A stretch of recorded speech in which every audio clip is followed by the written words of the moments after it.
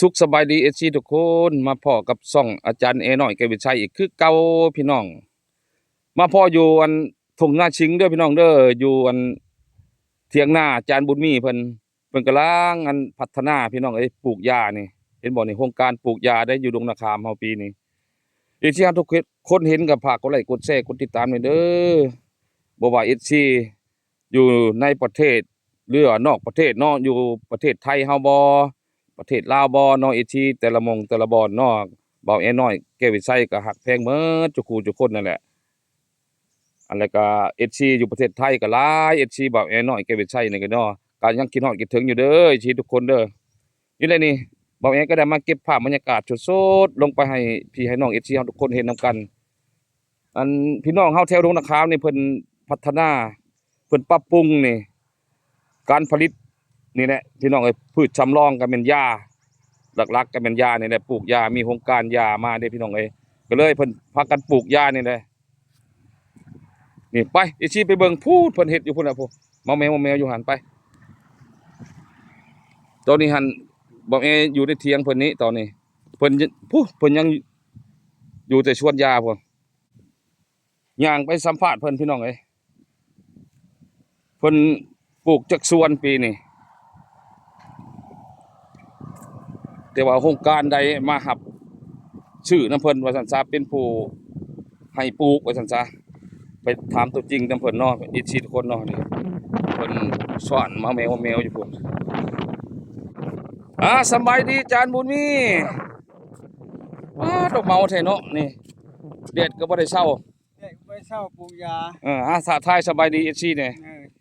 ถ้าสบายดีเนาะโดยเพิ่นก็ได้มาแทงสวนบนปลูกยาโดย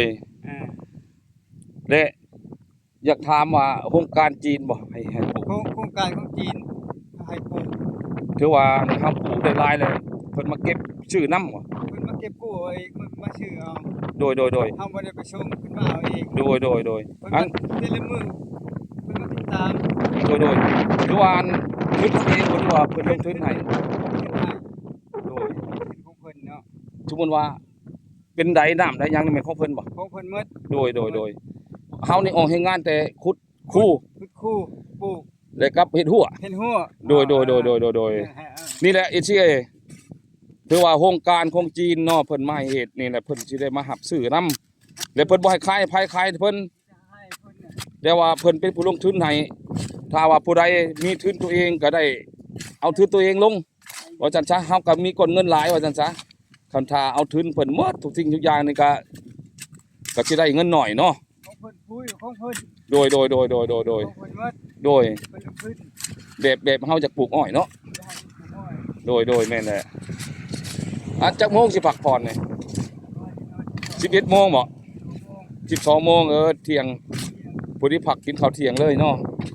นี่ไปสิเลาะเบิ่งบัดนี้ถ้ารูปภาพบ่ชัดเจนก็ขอโทษขออภัยนำเด้อมื้อนี้มันอยากมีลมจักหน่อยลมแรงเติบได้พี่น้องนี่แหละเพิ่นกำลังปลูกนี่กำลังแถวนี่เฮ็ดคู่ยังบ่ทันได้ปลูกเด้นี่เพิ่นเฮ็ด2 คนกับหลานเพิ่นพี่น้องนี่แหละคนเฮานี่ย้อนความอยากได้เนาะชีวิตคนเฮานี่ต้องมีเฮ็ดมีหาพอได้เงินหมุนใช้ในครอบครัวเฮือนซ่านเฮามีกุ้งครอบครัวได้ก็ดีได้พี่น้องเงินนี่คำเฮาบ่หาก็บ่ได้คือว่านั่นแหละแนวอยู่แนวกินกับซุมื้อนี่มีแต่แพงหมดพี่น้องก็เฮาอยู่ซื่อๆแฮงเต็กเฮาเฮ็ดเฮาหาไปแบบนี้ก็บ่ได้ใช้ได้ในครอบครัวเฮือนซ่านก็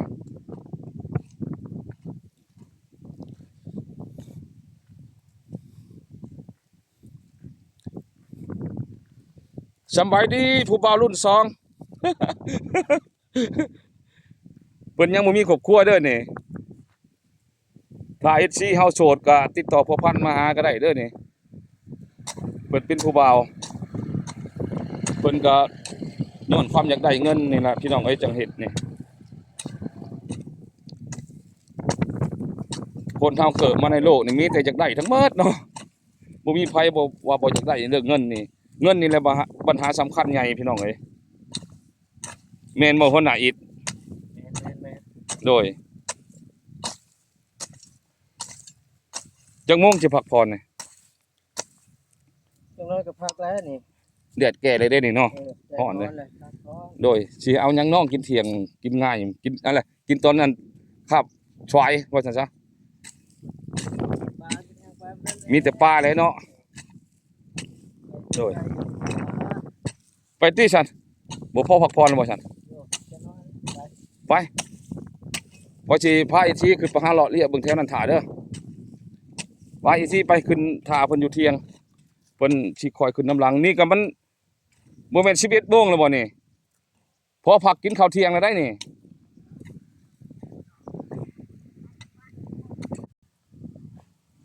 ถือว่าอันเจ้านี่สิเฮ็ดอันเท่านี้บ่หรือว่ายังสิต่อไปอีก ยังอยู่2ไร่เนาะอยู่พุ่นเนาะ ช่องให้ ถือว่าอันบ่แม่นเท่านี้เนาะ มันจะนี่แล้วให้นี่ต่อเป็นช่องให้ ถือว่าบ่อื่นบ่มีถั่วปลูกอยู่ในสถานที่นี้บ่ แม่นแหละ โดย ต้นน่ะปลูกแล้วแหละเนาะ แม่นแหละแม่นแหละ โดย ยังให้นี่ช่องให้ครับนี่นานกับพี่ โดยให้นี่ก็เครื่องในเด้ปลูกนี่ก็ดิหมอสิแล้วเด้นี่ ยังอีกช่อง เบี้ยมันก็กล้าเองบ่ ก็อีกคนได้มาให้ โดย วิธีอันหดนี่สบายแล้วเนาะเอาน้ำขึ้นแต่ห้วยนี่ แม่นแหละ ก็มันก็สิลดผ่อนทุนทางจักหน่อยได้นี่ก็บ่ใช้เงินหลายสมมุติว่าเอาใดลงหั่นโลดบ่ อันใดพอต้องห่วยใส่แซง ก็เลยว่าอันใช้จักรน้ำมันใส่ห้วยมันก็สิเปลืองเด้ ไม่ได้ใช้น้ำมัน อันนี้หันใช้ แซง ใส่แสงดีเซลเนาะ ใช้มิเชล โดยก็ปอนอันใดลงห้วยอันเปิดสวิตช์ตัดธาตุขึ้นมาโลดแม่นบ่ แม่นแหละ โอ้ยมันก็เหมาะสมโลดแหละไปบัดนี้ขึ้นเที่ยงบัดนี้ขึ้นไปสัมภาษณ์กันอยู่เที่ยงอีกมาลินน้ำมันอาจารย์บุญมีเพิ่นมื้อนี้เพิ่นอันปรับปรุงเพิ่นเฮ็ดอันการผลิตพี่น้องเอ้ยปลูกหญ้าพืชชำรองเพิ่นบ่แม่นได้อันปลูกผักอันนี้เพิ่นปลูกหญ้าสิหารายได้เข้ามาในครอบครัวหั่นแหละว่าซั่นซะโอ้แห้งเนาะแสงดีเซลเนาะนี่เห็นบ่พี่น้องนี่ใส่อันไฟแสงดีเซลเฮาได้นี่น่ะก่อนใดลงอันห้วยโลดแล้วก็ทาดโลดนี่เห็นบ่นี่คือว่าอันปุ๊บปล่อยหน้ามันไปน้ำคลองนี่ให้มันไหลไปเองมันบ่ได้บ่เพราะว่าตัวนี้แล้วมันง่ายกว่า ปล่อยน้ำลงคลอง โดยเพิ่นนี่หันตะกี้อดีตเพิ่นก็เป็นครูสอนนักเรียนเนาะตอนนี้หันเพิ่นออกบำนาญแล้วเดี๋ยวนี้หันจักปีแล้วเจ้าอันพักผ่อนบำนาญนี่5 ปีแล้วเนาะโดยถือว่ามาเฮ็ดอันปรับปรุงตัวนี้อีกแม่นบ่ปรับปรุงปลูกยาหารายได้ตัวนี้อีกเนาะแนวมันแหละเฮาเฒ่าซำนี้แหละเฮาต้องหาเฮ็ดแบบนี้ได้เสริมเขาเอาว่าเงินเสริมเลยตัวนี้ เงินตัวนั้นหันก็ได้ขึ้นมาก็มีแต่เก็บไว้ใช้จ่ายกันนิดหน่อยถ้าเอาเงินยานี่แหละ เบอร์นั้นอย่าปลูกอ่ะ ชุกบอลก่อนเด้อันนี้ก็ให้หน้าบักใหญ่เติบนึงได้พี่น้องเอ้ยสมมุติข่อยอยากถามเจ้านะสมมุติว่ามื้อนี่สมมุติว่าเจ้าปลูกมันนี่สมมุติรายได้บัดนำเข้ามาเฮาบัดมันเป็นมาแล้วหั่นสิประเมินว่าสิได้เท่าไหร่สักนี่ มือ30 30 ล้านบ่ 30 ล้าน โดยได้ ประเมิน30 ล้าน โดยเห็นบ่ FC นี่ถามเพิ่นว่าประเมินเบิ่งว่าสิได้อยู่30 ล้านอันเพิ่นเฮ็ดซำนี้ได้ถ้าว่าเฮ็ดกว้างกว่านี้ก็ว่ามันก็กว่าหั่นแหละว่าซั่นโดยไปบัดนี้ขึ้นเที่ยง เพียงว่า เดี๋ยวนี่ทั้งเทิงนี่ก็มีเด้ FC เอ้ยนี่น่ะนี่นี่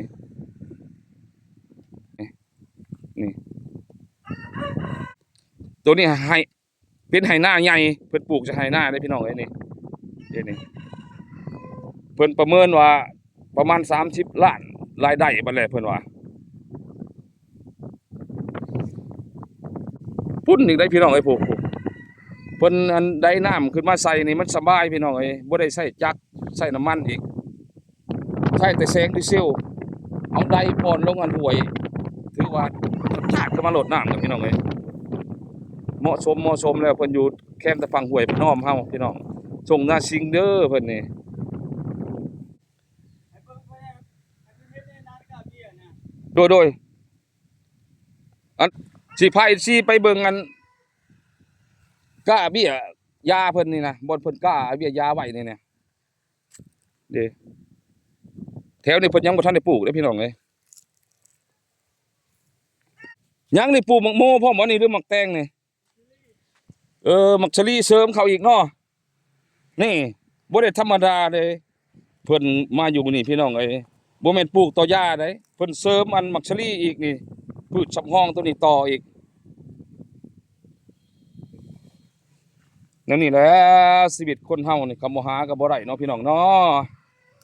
คนเฮานี่หยังก็บ่แพ้นำเงินอยากได้เงินต้องได้เฮ็ดได้หานี่แหละเพิ่นว่าห้ามแต่ไปหาหลักหาปุ่นหมู่บ่ได้ผิดระเบียบกฎหมายตัวน่ะเพื่อแห้งเฮามีเฮาต้องเฮ็ดแนวนี้แหละถูกแล้วเพิ่นเฮ็ดนี่โอ้ยชมเชยนำอาจารย์บุญมีเพิ่นนี่เพิ่นเฮ็ดได้เด้นี่อีซี่นี่เบี้ยยาเพิ่นเด้นี่เพิ่นกล้าแบบนี้เด้อพี่น้องเอ้ยแต่ว่าก็ยังบ่ทันใหญ่บ่ได้เบี้ยยาเพิ่นก็ดีนี่เพิ่นตัวใดมันใหญ่เพิ่นก็ได้ลกถอนเอาไปปลูกนํตัวมันน้อยเนี่ยเพิ่นก็ปาไว้ซะก่อนมีแต่เพิ่นเอาน้ำมาหดให้มันใหญ่แล้วเพิ่นก็ลกเอาไปปลูก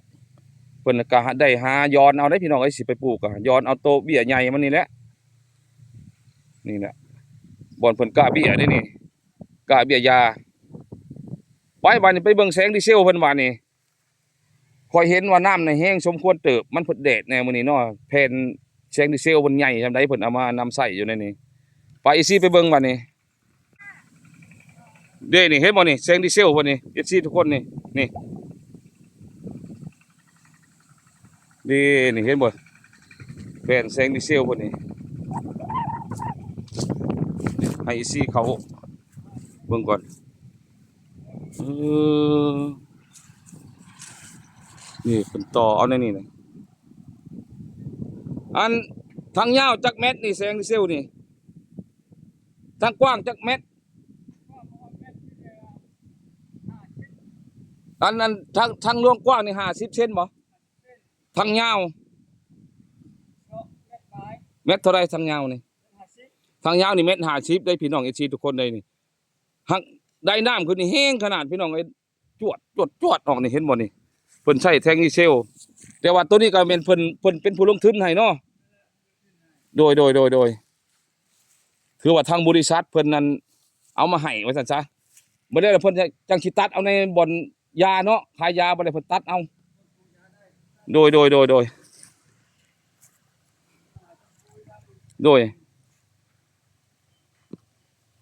นี่แหละเอฟซีเฮาทุกคนถ้าเห็นคลิปนี้ก็อย่าลืมฝากกดไลค์กดแชร์ให้หน่อยเด้อกดไลค์กดติดตามอาจารย์แอน้อยแก้ววิไสเอฟซีเฮาอยู่ฝรั่งอเมริกาบ่อยู่ไทยบ่อยู่ลาวบ่กาบ่าวแอนี่คิดฮอดคิดถึงหมดทุกคนเด้อฮักแพงพี่น้องเอฟซีเฮาทุกคนคือเก่านี่มื้อนี้บ่าวแอได้มาถึงที่นี่แหละอยู่สถานที่อันเถียงนาอาจารย์บุญมีบ่อนเพิ่นนั้นปลูกพืชซ้ำห้องบนการผลิตเพิ่นเนาะอาจารย์บุญมีนี่ถือว่าเพิ่นก็เป็นคนนั้นพนักงานเก่าออกกินบำนาญแล้วนี่แต่ว่าเพิ่นเอาตัวนี้มาเสริมปลูกยาเสริม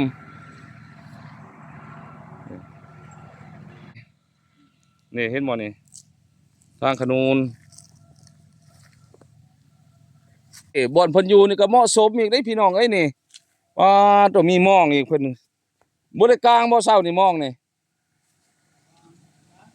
ได้หลายบ่พอได้แก้แรงแก้ง่ายเนาะก็ดีแหละใครกว่าเฮาซื้อได้สิ่งที่เฮาหาได้ก็หาเอาน้ำพอก็ได้ลดผ่อนเงินแหน่โอ้อันนี้ตุ้มเนี่ยใส่จะบ่นี่ล้านเนาะนี่เนาะคือบ่ลงใส่อยู่เซ่นี่หรือว่า ของเจ้าบ่หรือว่าของเขาเราใส่อยู่บ่หรือว่าเรายาใส่อะไรเดี๋ยวนี้มันบ่ถูกเนาะนี่ว้าตะห่มดีพี่น้องไอ้นี่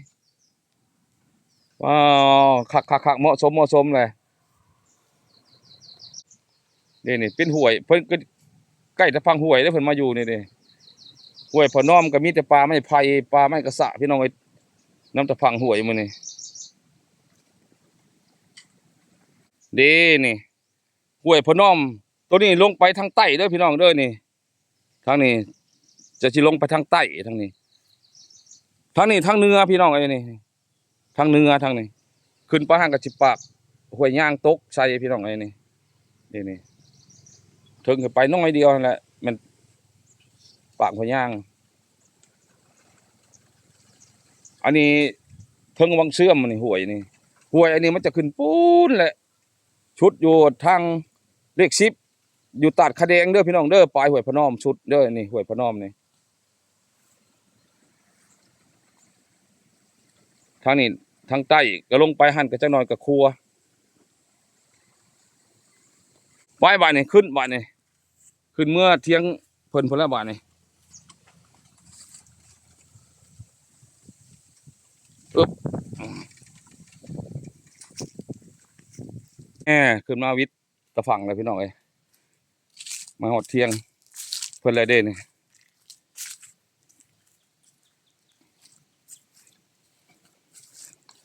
สมมุติสายทอนี่ก็บ่ชิ้นเปลืองหลายเนาะบ่ยาวบ่ได้พอมันใกล้ตะพังห้วยเด้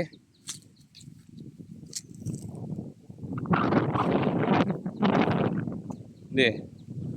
จะเป็นธงหน้าชิงพี่น้องเอ้ยธงหน้าชิงเนี่ยนี่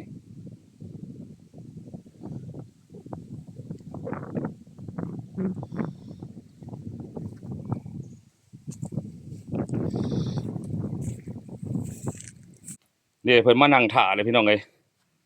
นี่แหละอันจานบุญมีเบาเอน้อยแกไปใส่ก็ได้มาลิ้นน้ำเพิ่นนี่แหละมื้อนี้สำหรับไปเอิ้นเอาเพิ่นขึ้นมาขึ้นลงไปนํเอาเพิ่นอยู่สวนยาพุ่นเพิ่นปรับปรุงเพิ่นสิได้ปลูกพืชชำห้องเป็นอันตัวเสริมของเพิ่นพอได้เงินเพิ่มเพิ่นว่านี่แหละให้ FC เห็นนํบ่อนอันเพิ่นแต่งอยู่ครัวกินนี่เห็นบ่นี่เป็นเฮือนครัวเพิ่น ถือว่านอนประจำเลยแม่นบ่ นั่นประจำอยู่นะ ควายแล้งควายพล แม่น ตลอด ตลอด บ่ได้เข้าบ้านเข้าเมือง เป็นคนป่าเลยโดยถือว่าสบายเนาะได้ใต้นำบ่ไฟอันแสงดีเซลเฮากลางคืน บ่ไปใต้บ่เขามันให้ชื่อหม้อยกกับหม้อไฟ แนวนั้นบ่ อ่า โดย ใส่แต่น้ำ โดย อ่า อื ใส่แต่น้ำ มถือว่าอันเขาให้ไดน้ำน่ะขึ้นมาชนิด แม่น ตัวใต้นั้นเพิ่นบ่ให้แม่นบ่ ว่าให้ ถือว่าเขาจากใต้ก็เอาหม้อไฟมาไปสากเอาอยู่หั่นบ่ ภาษานะฮะ ได้ ได้ ถ้าโทรศัพท์แล้วยังได้เชยแม่นบ่ ได้หมด โดยอ่ะขอจะตุนญาตเด้อช่องเบิ่งเทิงเถียงก่อน ขึ้น บอนทรายนอนเดียวก็แม่น แต่ว่า เมียเพิ่นอยู่บ้านผัวเพิ่นอยู่อันหน้านี่เห็นบ่เถียงนาทรายนอนเดียวกับหลานทรายเพิ่น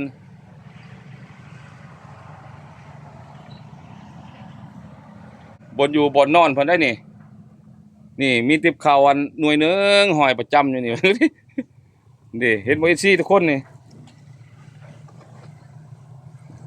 บ่ได้กางมุ้งบ่นี่ กลาง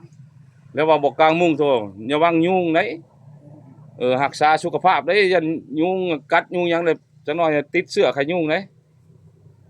หน้าหนาวเข้ามานี่มันบ่เว้าได้ยุงก็กัดแน่เพิ่นหวัดไอเข้ามานำได้นี่วานนี่จะคือฝนสิตกเนาะวานนี่ครึ้มตอนแรงวานนี่ค่อยว่าฝนสิตกแท้ๆนี่ได้ฮู้ผู้สาวอีกมาอยู่ในนี่ นี่โอ้บ่แม่นสิลักล้ำฮู้ผู้สาวนี่บ่นี่อันจักตัดหญ้าบ่นี่ ปัญญา โดยเวลาอันสิปลูกยานั่นก็ได้เอาตัวนี้บ่ทางต่อเพื่องออกนี่ ปัญญาจากปัญญา โดยมาเด้อขึ้นมาเด้อเจ้าเด้อมันแดดแล้วขึ้นมา เด้อันทางดำพี่น้องเอ้ยเด้ๆเขาเจ้าอันแก่ไม้ไปขายให้จีนเด้ไม้อันนี้เด้ไม้ปนพี่น้องเอ้ยบ่แม่นว่าไม้ติ้วเด้ไม้รวมไม้หยังเพิ่นก็เอานี่เขาเจ้าไปก็พอได้ดุแล้วก็พอนั้นได้เงินพอได้ใช้ได้จ่ายเนาะบ่ว่าดอกหวังหังบางมีดีพอได้แก้ไขในครอบครัวเฮาก็ดีได้ซื้อบักพริกเป้งงัวกินอันเจ้าหากระปลูกปีนี้บ่เลยว่า ครับปลูกปี ถือว่าหากระลองเบิ่งปีนี้เนาะ เป็นรองปีนี้ ทดลองเบิ่งถ้าถือว่าไล่หับของมันได้แน่ก็ปีหน้าก็แม่นปรับปรุงต่อ ต่อ บ่ถอยเนาะ เป็นบ่ถอยให้หลายกว่านี้ โดยปีหน้าแฮงเพิ่มรายเนาะถ้าว่ารายหับของเฮาน้อย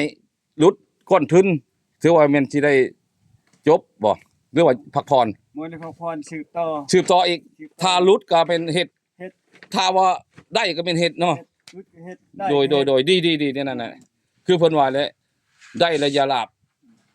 บ่ได้อันคำได้ระยะยามเพิ่นว่าบ่ได้ระยะลาบอันนี้คือกันเนี่ยถ้าว่าเฮาเฮ็ดปีนี้ทดลองนำหมู่เห็นลุบแล้วเพิ่นจะหย่าบ่ได้ ในมุกบืน ต้องแฮงบุกบืนแฮงเอาออกขยายออกให้มันกว้างกว่าเก่าโดยคลิปนี้ก็มาฮอดนี่ก็จบจำนี้เด้อที่ทุกคนเด้อถ้าติดตามคลิปหน้าคลิปนี้คำว่าลาพี่ลาน้อง FC ทุกคนอยู่ดีมีแฮงบ่ว่า FC อยู่ไทยอยู่ลาวให้อยู่ดีมีแฮงหมดทุกคนเจ็บอย่าได้ใครอย่ามีให้มีแต่ความสุขกายความสบายใจเงินไหลนองทองไหลเข้าเบิดทุกคนเด้อถ้าติดตามคลิปหน้า